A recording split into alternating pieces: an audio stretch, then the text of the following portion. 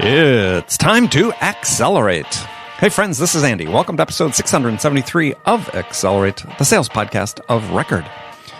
I've got a fun guest lined up for you today. Joining me is Vince Beese. Vince is CEO and founder at Sales at Scale and of the Revenue Exchange. And great news for longtime listeners, Bridget Gleason, otherwise known as Captain Fantastic. She's back in action. She'll be joining us again next Wednesday, so make sure you tune in for that. But in the meantime, stick around for this great episode today. Now, before we get to Vince Beese, I want to let you know about the Sales House. Now, if you're a regular listener to Accelerate, you know that I believe we've got a problem in terms of sales training and educating our salespeople. I mean, sales training by itself isn't doing a good enough job of teaching salespeople about the human aspect of sales, how to build relationships, how to connect with buyers, engage their interest, build trust, and inspire them to take action. So to fill that need, I built the Sales House. It is the only all-in-one education platform for B2B sellers. Come and experience the hundreds of hours of educational content and courses from me, as well as from other world-class experts that have come into the community to share their expertise. And also make sure you join in our live coaching hours, our live workshops, and our in-person meetups, all designed to accelerate your career and take it to the next level. Now, to learn more about the Sales House, make sure you visit thesaleshouse.com/673. That's today's episode, 673. Again, let me give that to you, thesaleshouse.com/673 to take advantage of our special $1 trial offer for listeners of Accelerate. We'll see you there. All right, let's talk with my guest today, Vince Beese. Vince works with a lot of entrepreneurs and small enterprises to drive revenue growth. And some key points we're going to cover in our conversation today. Defining what constitutes a meaningful conversation. Very important to understand that. And Vince talks about why you should be measuring these. We talk about falling B2B close rates and falling quota attainment and how we should be fixing that. And we're also going to get into Vince's deal prediction system. He's got 5 questions that he says he can ask any sales rep, any sales manager, and be able to predict with 100% accuracy if that deal in the pipeline is going to close or not. Very interesting. All right, here we go. Vince Beese, welcome to the show. Thank you for having me. I appreciate it. Hey, my pleasure. My pleasure. So tell folks just a little bit about you before we get started. Absolutely. So my professional career started off in radio DJing. So had nothing to do with sales, kind of fell into it, probably like a lot of people you do, but then got fortunate. And when the internet thing came around, got involved in that and continued with a 20-year career with working with mostly enterprise SaaS companies. Okay, enterprise SaaS companies. Excellent. All right.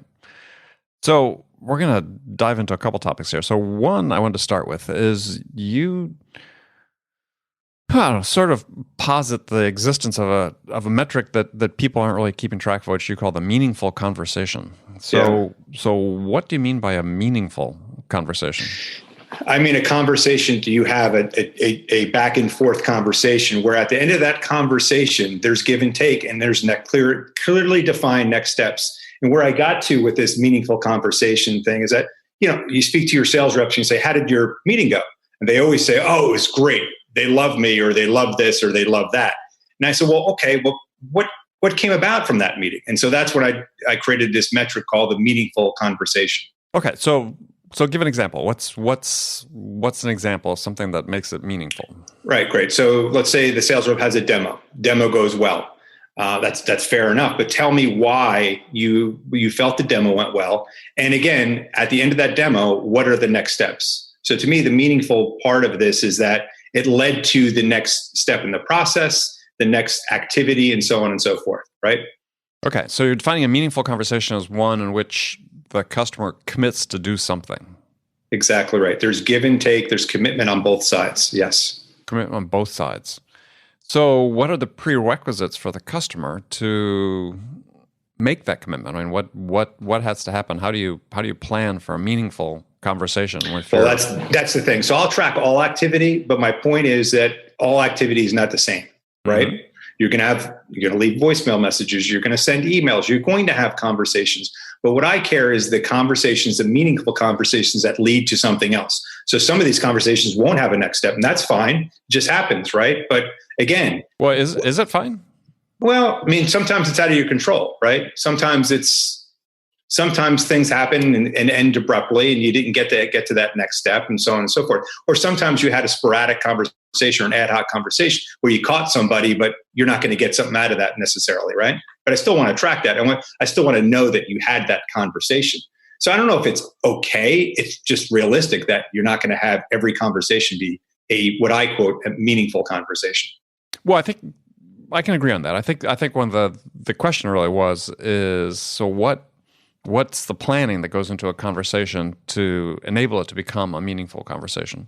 Right. So I think you should be strategic about if you're again going back to the demo call. If you're going to have a demo call, you should know what the logical next steps should be. So by the end of that, we reiterate things about you liked about the demo, things that you'd like to see, and then next steps, right? So to me, you should have a format or an agenda for the demo that at the end, of course, the takeaway from this should be the next step is I'm going to put together a proposal, and they agree that they're going to review it with me. That'd be, to me, a logical next step and a part of this meaningful conversation of the demo. Right. I mean, but you oftentimes could preface the conversation with that, sort of, hey, let me take you through the roadmap of this is what we're going to do today, and if we meet your expectations, then this is what we expect the next steps will be. Right. You could start off with that for sure to set expectations, right? Yeah. So part of what I was driving at is to me is right. I mean, you don't have complete control over every conversation. No. Everybody knows that, right? Things go sideways. I mean, the only thing, as I say, the only thing you can count on in sales, it won't go according to plan. But the plan has to be, and this is where I think a lot of reps miss the boat, is you talked about sort of an ad hoc call. Yeah, I don't think I believe in ad hoc calls. Yeah, I think that every call, you need to have a plan, right? There's something I'm going to accomplish in this call, something in terms of the value that I'm going to deliver to this prospect. And they're going to agree that in exchange for that, receiving that value, they're going to commit to some next step, right? Some outcome, as you might call it.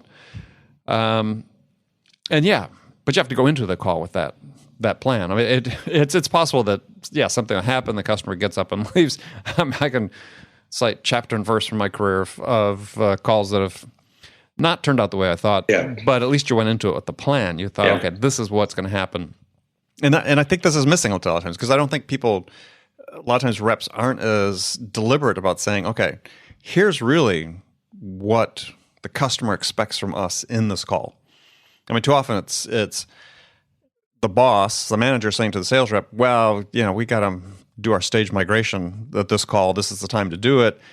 And it's like, well, that can't be the goal of the call. The goal of the call is what are we doing for the prospect that helps them migrate to that next stage? Right. So let me clarify one thing. Ad hoc, I mean that I'm calling them ad hoc, meaning it wasn't scheduled, it wasn't on their calendar. If I get them live, of course I should have an agenda of what I want to speak. I'm not looking to waste anyone's time. And I agree with you. I think you should start off calls or any meetings as this is a closing meeting, right? This is a meeting where I can move this forward. And here's what my expectation of this, and here's what I'm trying to get and provide you, right? So at the end of the day, I've always believed in you're selling value. And part of the value equation is yourself, right? And if you're not adding credibility or value to the conversation, then you're going to have a harder time closing, aren't you? So I'm always looking to give in a conversation. And that's would be part of my expectation. So on this call, I'm looking to provide you a really good overview of our product through this demonstration. And as part of this conversation, what I'd like from you is honest feedback about the demo.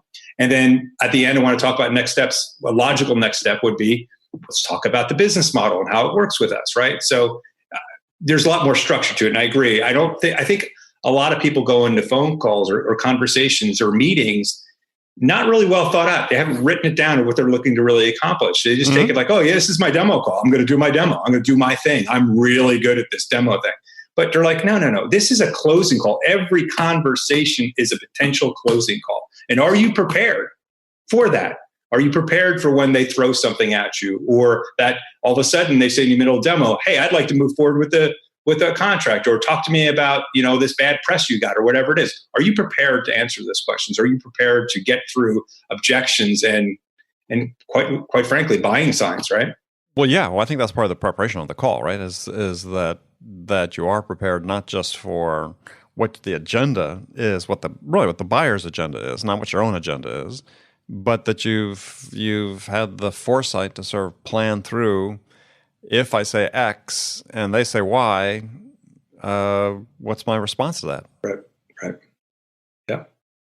Yeah, and I think that one of the outcomes of a meaningful conversation can be surfacing objections, and we have this attitude oftentimes, and people are writing about their new books out about objections that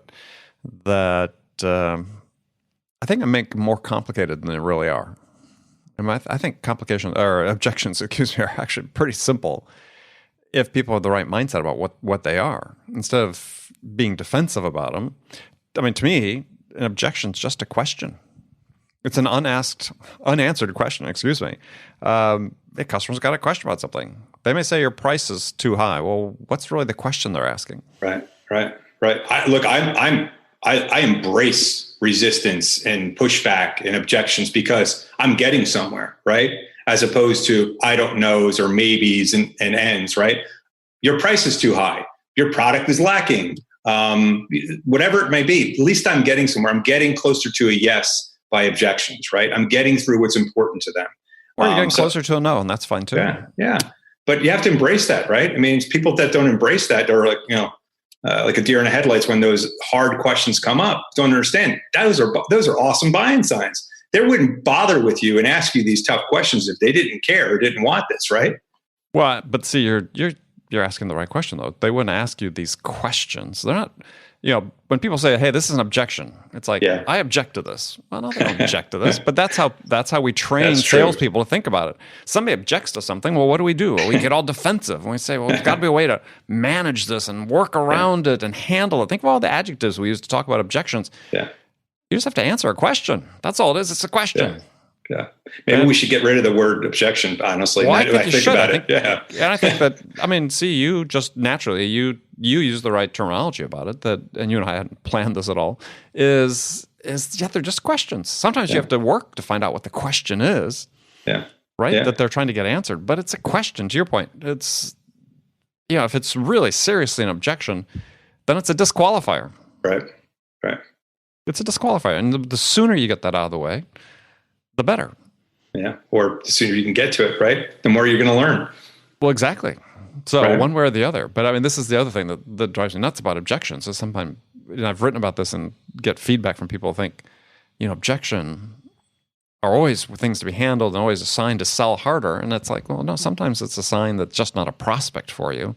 And why are you wasting your time on this one? They got a low probability of close. Go call on somebody that's going to close.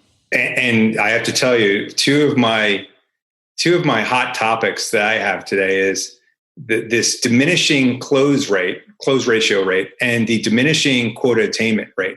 It's just, I don't know why people aren't screaming from their top of their lungs and doing anything about that. Instead, I think what we see is people just, what we need to do? We need to hire more reps so we can drive down the quota attainment and drive down the close ratio. But it's like, if you're a manager, wouldn't your life be easier if you didn't have to hire more salespeople, but you just had to make them better? But I had this conversation with the CRO of a big name SaaS company, and we're talking about his growth plans. Mm-hmm. And this was pretty recent.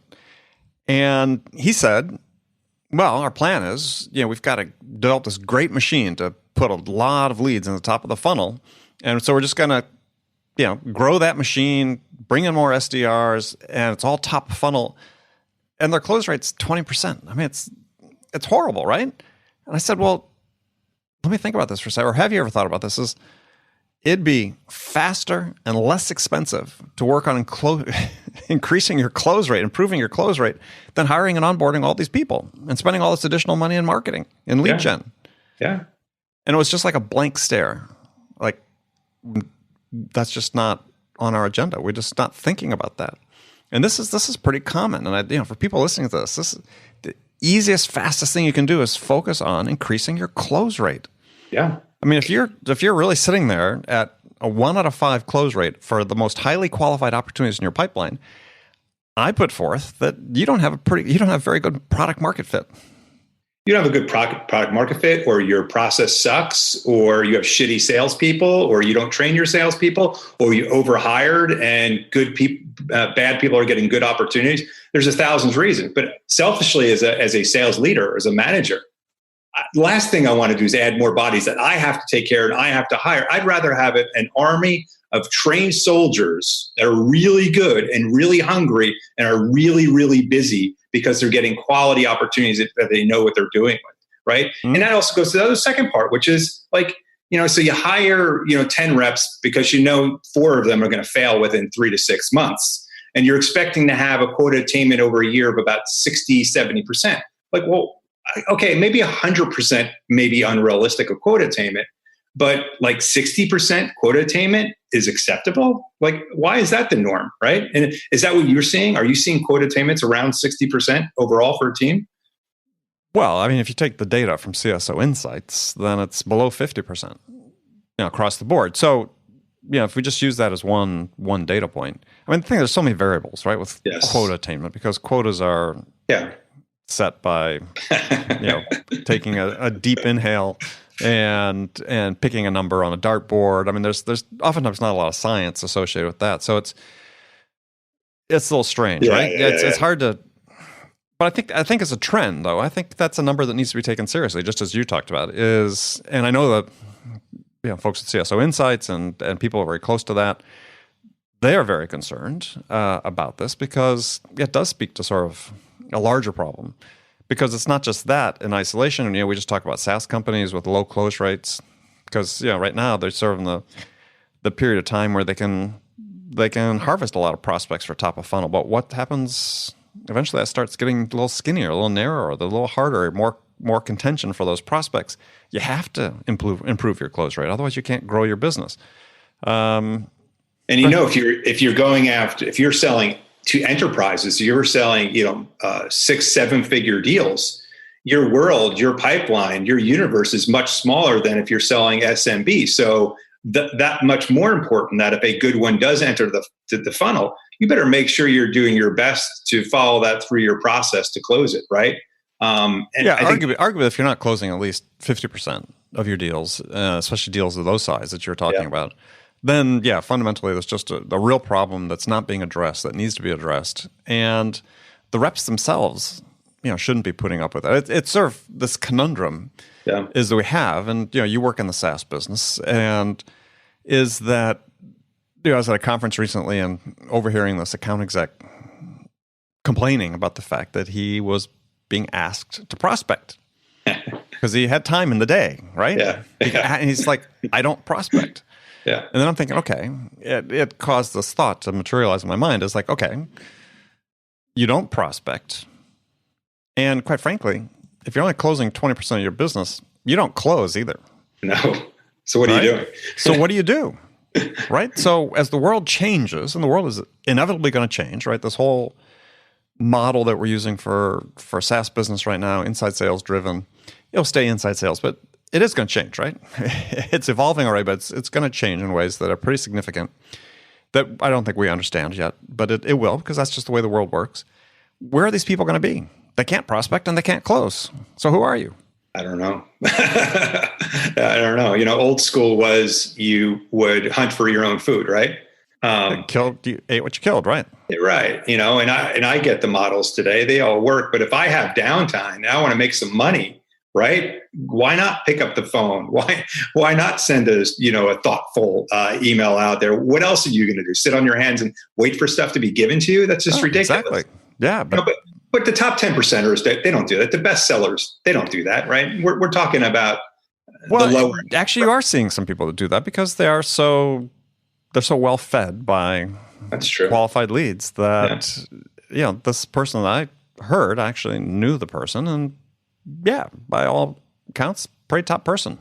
Yeah. But had always been sort of in these lead-rich environments.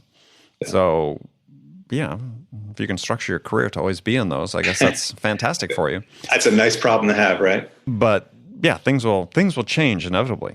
All right. Well, I don't get so sidetracked on that, but there's a lot of areas to be concerned about that we really need to focus on, and I think that we have the emphasis on sales enablement these days. And Sure. so I feel like there's maybe a missing leg in sales enablement, because we talk about sales enablement in terms of content, training, coaching. But I think there's a fourth leg missing, which is education, right? We train people to processes, we train them to a method, but we're not making them smart about the person-to-person aspect of selling, right? And to me, that's one of the real gaping holes that we have. Is the technology is great, we use the technology, but it's sometimes perceived to be a substitute for actually building a connection with another human being, inspiring them to take some action, and so on. And those are things you don't really learn in training. I mean, to me, that's an educational process that we have to involve our salespeople in, sort of a continuous basis, always sort of learning, reading, watching videos, all these things, that great resources that are out there, like this podcast, not to be self-serving, but that give people the ability to learn something a little new every day to help them with that really critical aspect that I don't think they get enough insight into from training and the rest of them. I mean, it's like anything. Like you're an athlete, you want to be a major league hitter, right? You can take all the BP you want inside the dugout in a controlled environment, right? But if you don't get enough at bats with live pitching, that's only going to go so far. And I think it's the same way what we're doing today when you're sitting behind a telephone or using email as your tool. You have to do those things, but are you comfortable? Getting in front of someone face to face is way different than speaking on the phone, right? Me here on the podcast with you, I can go to my browser, I can look something up while we're talking, and I have all these things. But can you think fast on your feet? Do you know how to react to these questions that are going to come out in a meeting? Body language, facial expressions, all those other things. Like you're not even aware until you get in that environment that you can have enough at bats, right, face to face, to really get good at that portion of sales, which is instrumental, of course, as you know, in enterprise sales. I mean, you're not closing an enterprise deal, at least you're not closing many enterprise deals without a face-to-face or numerous face-to-face. And someone who could do it on the phone is a little bit different than somebody who could do it face-to-face, right? Well, yeah, and people should be doing more of the face-to-face, arguably, in many cases. Yeah. It's I don't know. I guess let's go a different topic, because I don't want to get too wrapped up around that one, because things are changing, and I think we've sort of lost. Maybe the last thought on that part is we've lost this idea, I think, to a large degree, that sales is an apprenticeship. And again, I love technological tools. I use a ton of them in my business. I wish I could have had them when I was more in the prime of my sales career, when I was carrying a bag, had territories. But the way I really learned, though, was shadowing other people, going on sales calls with other people, watching them interact with other people, hearing how they phrase things. And we have some tools that can do that. We've got call recording and so on. I think you take those out of context, I think they're not quite as valuable as actually sitting and watching and listening to somebody make a call, or going on someone on a field call, and depending on what you're selling, that may or may not be as easy as it sounds. But that part, I think we're losing a little bit. And that's how I learned. I mean, my first year in professional sales, my company had me in a classroom training 10 weeks, I think, 8 or 10 weeks in the first year. But I learned everything that I am today and that taught me to sell, not from the classroom, but from hanging with other people and watching what they do. And you look at any tech startup, SaaS tech startup, they're throwing these people right into the fire, right? So you're an SDR, you come in, may get a week or two of quote unquote training, and then you're on the phones, you're doing your thing, and you don't have enough time to really watch what the better ones do, right? And then those people just watch. Just watch, right? Just sit there and actually take the day-to-day in, what they're doing, what the good ones are doing from the beginning of their day to the end of their day, and how they go about their business, right? To learn the craft of sales, right? And then 3 months, 6 months later, they come knock on your door asking for, hey, I think I'm ready for my promotion now, right? So, but you got to like ambition. It's just premature ambition, right? Right. And I was trying to recall, as you were talking, this companies, that's how much time they're spending letting people sort of come up to speed. And more the premium is placed on doing it as quickly as possible. Mm-hmm. And I think back in the day, we sort of had the luxury, we had to sell something. I mean, I had sort of 6 months to make my bones in order to get to the next level of training. But that was a lot of time to sort of go through and watch, observe other people and so on. I mean, I didn't have a strict quota per se. I had a certain dollar number I had to hit to qualify to go to the next training. But it's just the expectations weren't the same. I mean, it is more about, we want you to get smart about what we're doing, not, I need you to be on target in the next 60 days. Well, look, everybody wants it. Again, I'll reflect on my experience, which is SaaS startups, right? They have aggressive goals because their board and their investors said we have to hit these numbers, right? So they're not going to give you a lot of time to learn. Well, perhaps they should, though. Yeah, perhaps they should, but that's not reality right now. So the churn rate happens to be high, not because you necessarily hired horribly, but potentially this person needed more time. They needed more time to watch and learn. And unfortunately, they're not given the time necessary that you mentioned that you had when you started your career. That just ain't happening anymore, right? It's just, and it ain't coming. I don't think it's coming back, right? Well, I think if companies actually sat down and did the math, they'd find out they'd be better off giving people more time because, the SDRs are churning 12 to 14 months now. Yes. On average. So that's expensive. So let's compare the expense of that as opposed to giving them a little more breathing room and time to actually learn their job before you throw them into the fire and say, hey, maybe at 12 months, they'll be at the same spot they would in the previous regimen, but they're going to stay longer. Yep. Agreed. Okay. I hate that one. We always agree. Well, you told me at the beginning. No, just kidding. yeah. Before I went on the air, I told you, don't disagree with me. Last time someone disagreed with me. They never came back on the show again. Not true. It's not that true. It's not that true. As everybody knows who's listened to any of our 600, almost 700 episodes now, I enjoy disagreement. I had a whole other topic we wanted to talk about, but we had so much fun talking about that. I'm not sure we're going to have time to do justice to it. I think we'll need to have you come back on and do that again. We were talking about your deal prediction methodology, which I think is an interesting way, an interesting tool for sales managers for one. Interesting parlor trick for you to say, hey, I can ask you 5 questions and I can tell you with some degree of certainty whether or not your deal is going to close. But let's talk about it at a high level, and then we will have you come back on and we'll go into it in detail. But let's talk about that. Okay, so we're talking about this thing I call the deal predictor, and I can ask any sales rep 5 questions about a specific deal, and at the end of those responses, I'll be able to tell you that you are either going to close it or you're not going to close it. And all I'm really trying to get at, Andy, is I'm trying to understand: do you know your deal, and are you honest about your deal? Mm-hmm. And that's what I'm trying to get from these questions, because I always find the better sales reps, they know their deals and they're honest about their deals, right? They know the challenges they're having right now, the challenges they're going to have. They understand the level of commitment and from the customer. They know everything about the deal. You could just tell the way they speak about the deal. And then there's the other reps like, well, I don't know, and I think so. And so it's just the level of confidence that happens from this, right? Here's the key line for me in the deals with the guys who aren't the top guys or the top people, is they say, well, let me check the CRM. So, and I tell people all the time, you got to bear this in mind. The top people know all the details in their mind about their deals because they're working them through their mind all the time. They're ruminating about them. They're thinking about it. What does the customer need from me? What do they need from me to take that next step? What do they need to be able to make a decision? What am I doing wrong? What could I do better? That's constantly ruminating on this. And the other sellers that are not as successful. And if you're listening to this is, you got to look at yourself in the mirror and think, is this you? Is they lock that information away at night.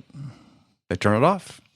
Yeah. Do you walk into your team pipeline review with Salesforce open or whatever CRM system, you're looking at your opportunities, reading those opportunities, or when it's your turn to go and do your top 5, do you just look at the room and say, here's my top 5 and here's the challenge? Can you go through them? Because as you said, You think about them day and night. You understand clearly how to close these deals, or what's necessary to try to close these deals. And this is where this started from. When I did my team pipeline reviews, it cut down on so much BS, right?